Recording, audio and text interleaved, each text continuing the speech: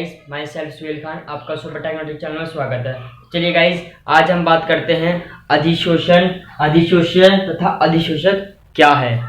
तो बहुत ही सिंपल तरीके से समझाऊंगा ठीक से। और मैं आपको बता दूं कि ये 12th क्लास में ये दो नंबर की डेफिनेशंस आती हैं और ये छोटे छोटे नंबर हमें परसेंटेजों के इंक्रीज करते हैं। तो चलिए आज हम समझते हैं अधिशोषण क्या है। तो जैसा अधिशोषण, एडसॉर्प्शन।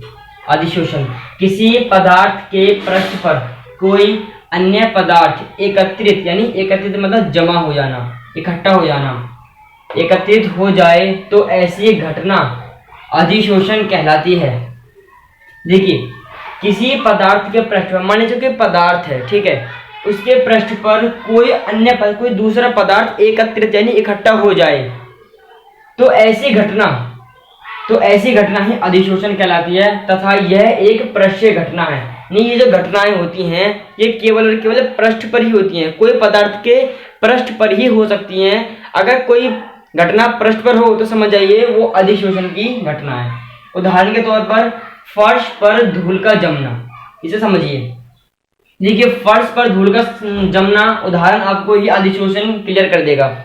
देखिए, मैं बोला किसी पदार्थ के पृष्ठ पर, तो मान लीजिए फर्श एक कोई पदार्थ है, इसके पृष्ठ पर, फर्श के पृष्ठ पर धूल का जमना।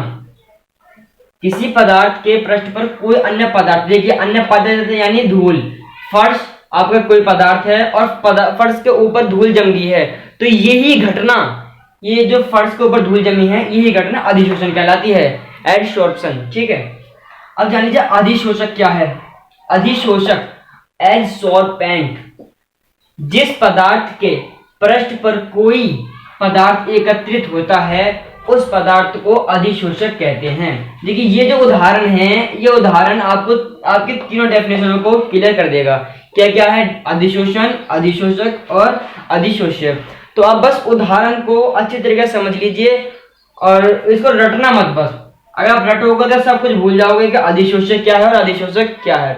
इसमें बस समझने वाला लॉजिक लगाना है कि क्या क्या है।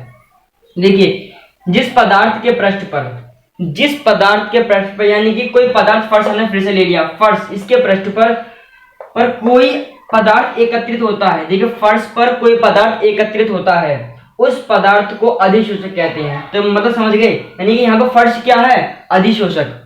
फर्श क्या है? अधिशोषक। इसने बोला, डेफिनेशन द्वारा बोला गया है कि जिस पदार्थ के पृष्ठ पर कोई अन्य पदार्थ एकत्रित हो जाए, यानी जिस पदार्थ पर वो इकट्ठा हो रहा है ना, वह पदार्थ ही अधिशोषक कहलाता है।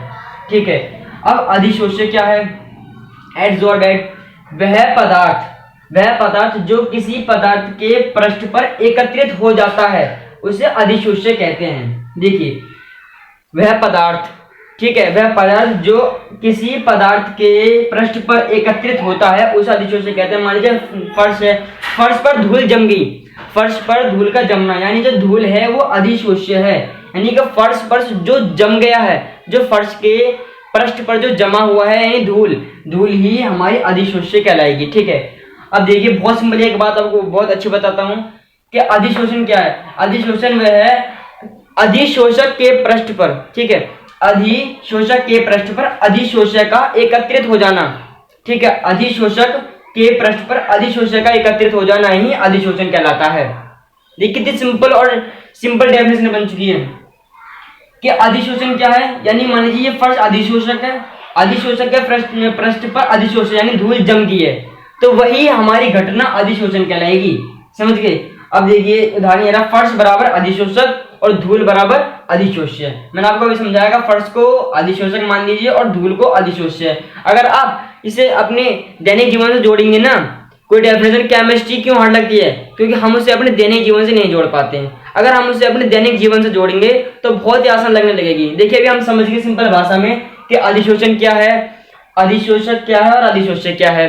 यानी कि हमने इसे अपने दैनिक जीवन से कैसे जोड़ा? तो फर्श और धूल, जैसे मान लीजिए कार के ऊपर धूल जम गई, तो कार क्या है? कार हमारी अधिशोषक है।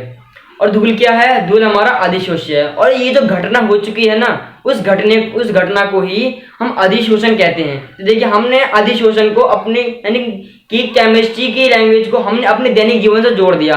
दैनिक जीवन से अगर हम जोड़ेंगे केमिस्ट्री की लैंग्वेजों को, तो हमें बहुत ही आसान लगने लगेगी केमिस्ट्री, यानी कि कोई टफ नहीं है, बहुत ही सिंपल लगने लगेगी। तो गाइस, मैंने आपको आज समझाया, दैनिक जीवन से जोड़कर बताया कि अधिशोषण, अधिशोषक और अधिशोष्य क्या है। तो इसको बहुत अच्छी तरीके से समझ सकते हैं, बहुत ही सिंपल ट्रिक है ये। यानी कि किसी भी चीज को अपने दैनिक जीवन से जोड़ दीजिए, बहुत ही सिंपल समझ में आ जाती है। और उसको अपने माइंड में इमेज बना लिया जाए ना, तो और अच्छे समझ में आ जाती है। तो ठीक है गाइस, अगर आपको अच्छा समझ में आया हो तो मेरे कमेंट बॉक्स में जरूर लिख के बताएं और मेरे चैनल को सब्सक्राइब जरूर कर दें।